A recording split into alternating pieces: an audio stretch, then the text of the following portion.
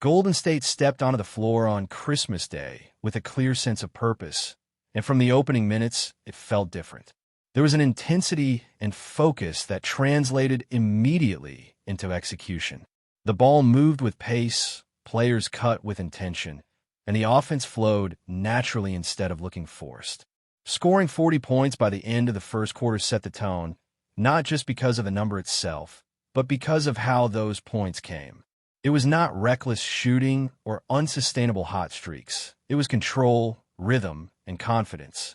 By the end of the first quarter, the lead already felt comfortable, and when halftime arrived, that margin was still intact. What stood out most was that Dallas never truly looked like they were dictating anything. Even when the final score showed a relatively modest difference, anyone watching closely could tell the game never slipped away. Golden State responded calmly to every small run, never panicked, and always seemed to have an answer ready. It was one of those games where the scoreboard does not fully capture how firmly one team had its hands on the steering wheel. This one carried extra weight because of how the season started. There's been that constant sense of uncertainty, the feeling that any given night could tilt either way. Especially in marquee games, the confidence has not always been there. That is why winning on Christmas Day matters. It is not just another regular season victory. It is a statement that, at least for one night, this group understood the moment and rose to it instead of shrinking under the spotlight. On the other side, much of the attention was on Cooper Flagg. The stage was set perfectly for him. Short-handed roster, national audience, and a Golden State lineup that was not particularly big or physical. This was supposed to be the kind of night where a future star takes over and leaves no doubt. Statistically, his night looked solid, but basketball is not played on a spreadsheet. The eye test told a different story. In games like these, solid is not enough. Christmas Day games are about presence, about imposing your will and making sure everyone watching knows who you are by the end of the night. There are countless examples of players who used this exact platform to elevate their reputation overnight. Compared to that standard, Flagg's performance felt quiet. Efficient at times, productive in stretches, but never overwhelming. There were moments where he could have been more aggressive, where the mismatch was there and he hesitated. Against a smaller lineup, you expect someone with his profile to attack relentlessly, to live in the paint, to force double teams and bend the defense. Instead, there was a sense of restraint, almost caution. Whether that comes from youth, team context, or simply an off night, it was noticeable. That does not mean the talent is not there. The skill set is obvious, and there were flashes that reminded everyone why the hype exists. But in a game built for stars, flashes are not what people remember. They remember domination. On this night, the feeling was that of a very good player on a struggling team, not a force capable of carrying the entire weight of the moment.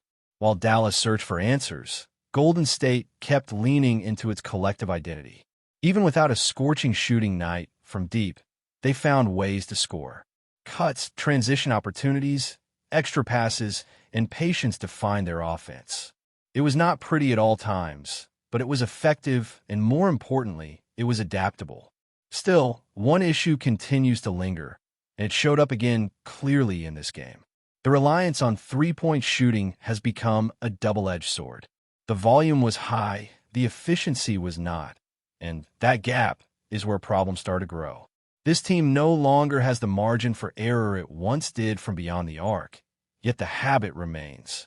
When the shots are falling, everything looks fine. When they're not, the offense can stall quickly. There were possessions where driving lanes were wide open, where a simple step inside the arc would have produced a far better look, yet the decision was still to settle for a long jumper. Those choices add up, especially against disciplined opponents. What made it more frustrating is that the alternative worked. When Golden State attacked closer to the basket, they generated points, drew fouls, and kept the defense honest. The contrast between those possessions and the empty trips fueled by missed threes was stark. It highlighted a need for better in-game awareness and flexibility. Another encouraging sign was the balanced scoring. Multiple players contributed in meaningful ways, which made the offense harder to guard and reduced the burden on the primary scorer. Assists were shared, Rebounds were fought for collectively, and there was a sense that everyone understood their role within the system. That kind of balance is essential for sustainability over a long season. At the same time, this balance should not distract from the reality that the team is still searching for its true identity. The dynasty version of this franchise is gone, and pretending otherwise only delays necessary growth. Accepting that reality opens the door to smarter shot selection, better use of personnel, and a more grounded approach to winning games. Defensively, there were positives as well, especially in how the team tried to protect the paint through effort rather than size. Help rotations were quicker, and there was a clear commitment to contesting shots. Even so, the absence of a truly dominant interior presence remains noticeable. Rebounding continues to be a challenge, and certain matchups expose that weakness more than others. That became evident when observing how one opposing big man influenced the game without posting eye-catching numbers. His impact came through positioning, physicality, and timing. Those subtle contributions disrupted possessions and forced Golden State into tougher shots. It was a reminder that impact is not always loud, but it is always felt. Overall, this was a win that deserved to be appreciated, but not one that should create complacency. The performance showed growth, maturity, and a better understanding of how to control a game. At the same time, it exposed habits that could become costly if left unchecked. Carrying this momentum forward will depend on whether the team learns from both the positives and the flaws that surfaced on a stage as big as Christmas Day.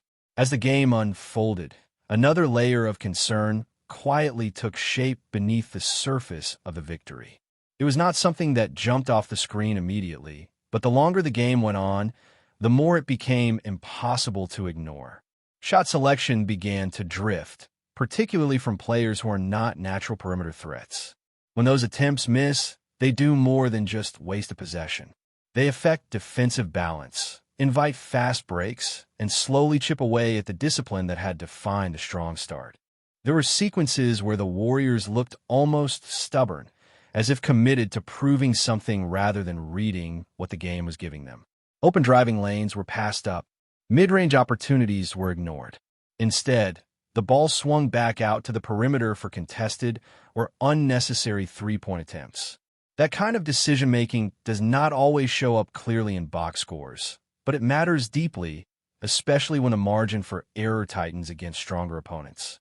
What made it even more puzzling was the contrast with how effective the interior game looked when they actually used it. A couple of dribbles inside the arc led to higher percentage looks, forced rotations, and open-up passing lanes. Those possessions felt calmer, more deliberate, and far more sustainable. It raised the question of why the team continues to default so heavily to long-range shooting when the roster composition no longer supports that identity in the same way it once did. This is where self-awareness becomes critical. Championship habits can turn into traps when circumstances change. For years, this franchise lived by the three-point shot and rewrote the geometry of basketball in the process. But the league adapts, rosters evolve, and players age. Clinging to an outdated version of success can be just as damaging as lacking confidence altogether. The encouraging sign is that glimpses of adjustment are there, but consistency remains elusive. One area where consistency did appear was in effort. Defensively, the Warriors showed a level of engagement that has been missing at times this season. Rotations were sharper, closeouts were more controlled, and there was a collective commitment to helping one another. Even when mismatches occurred, the response was not passive. Bodies were put in the way, hands were active, and the intention to contest every look was clear. Still, effort alone does not solve structural issues. Size remains a problem, especially against teams with legitimate interior threats. Boxing out requires near-perfect execution when physical disadvantages exist, and perfection is rarely sustainable over the course of an entire season. This game offered several moments where second-chance opportunities nearly shifted momentum, simply because the Warriors lacked a true presence to clean the glass decisively. Watching how Dallas managed to influence possessions through interior activity, even without dominant scoring, highlighted exactly what Golden State is missing. A big who can anchor the paint, absorb contact, and still alter shots changes the math of the game. It allows perimeter defenders to play more aggressively, knowing there is support behind them. Without that safety net, every defensive possession carries more risk.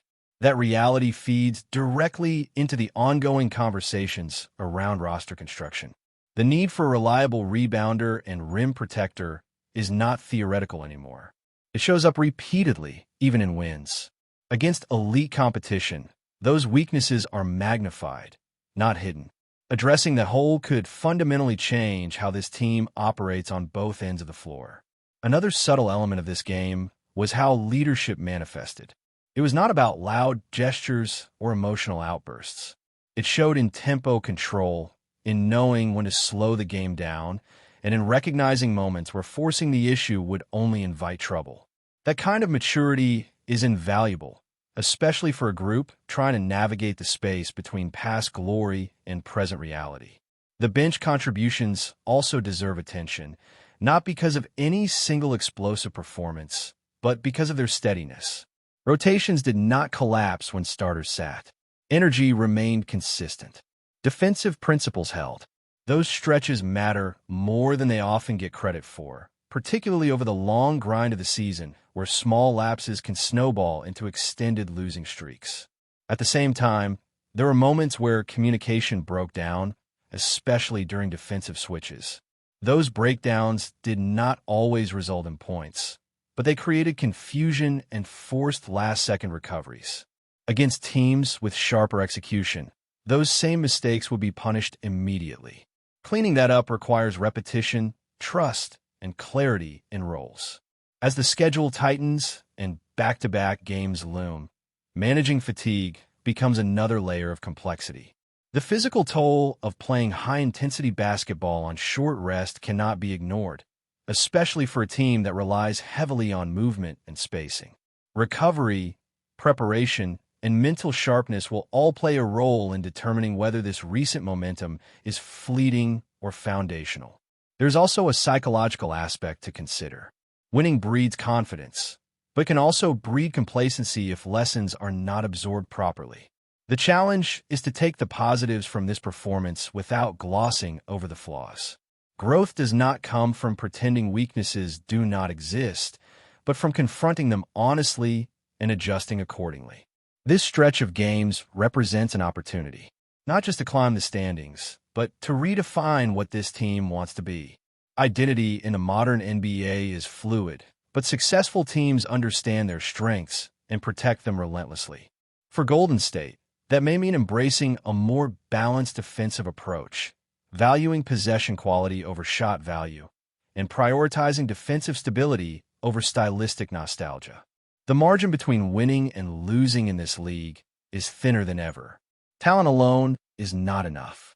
Decision-making, adaptability, and self-awareness often determine outcomes.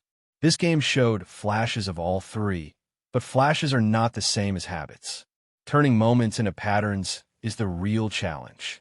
Before we continue, make sure to leave a like and subscribe to the channel so you won't miss any exclusive Dubs updates. Let's keep going. Explosive whispers are circulating across the NBA universe, and the latest one could shake the league to its core.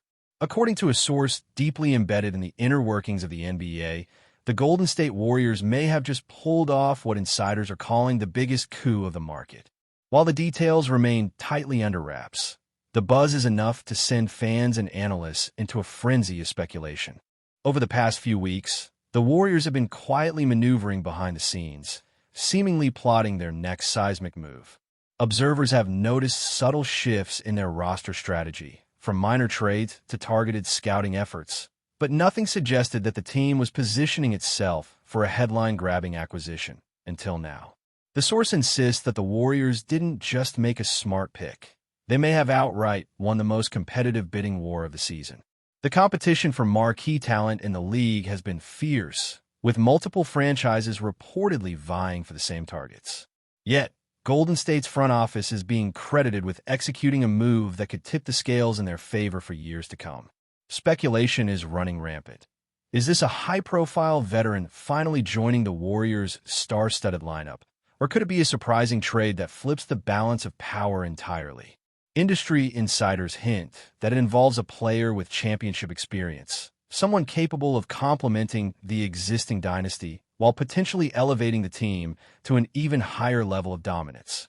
Social media has exploded with guesses, ranging from all-star caliber players to bold draft day steals. Analysts are already debating the implications, with some suggesting that this move could redefine Golden State's offensive and defensive strategies. What makes this rumor particularly tantalizing is the sense of inevitability surrounding the Warriors' maneuver. While rival teams scrambled to make deals, Golden State apparently operated with surgical precision, leveraging both financial flexibility and timing to secure a victory in the market that others could only envy. The NBA landscape may never be the same if this whisper turns out to be true, and fans are left eagerly scanning every press conference and interview for the smallest hint of confirmation. One thing is certain. If the Warriors have truly landed this elusive target, the ripple effects across the league will be felt immediately, and the Warriors' status as perennial contenders could solidify in a way that few could have predicted. For now, the basketball world waits, buzzing with questions, theories, and the tantalizing thrill of what could be the most consequential move of the NBA market in years. Stay updated exclusively with the latest Dub Nation news. Subscribe to our channel and hit the like button to keep getting daily updates on the Warriors. Don't forget to share your thoughts in the comments. Your input is essential for the Dubs community. Stay tuned for the next video.